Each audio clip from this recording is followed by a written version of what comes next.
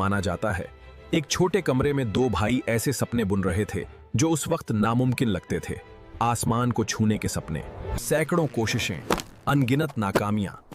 लेकिन इन दोनों ने हवा को हराने की नहीं, उसे समझने की ठानी। 1903 में राइट ब्रदर्स ने वो कर दिखाया जो राजा, वैज्ञानिक और साम्राज्यवाद सब असंभव मानते थे। पहली उड़ान पानी सिर्फ 12 सेकंड की थी, मगर उस दिन इंसान जमीन से नहीं, असंभव से ऊपर उठा था।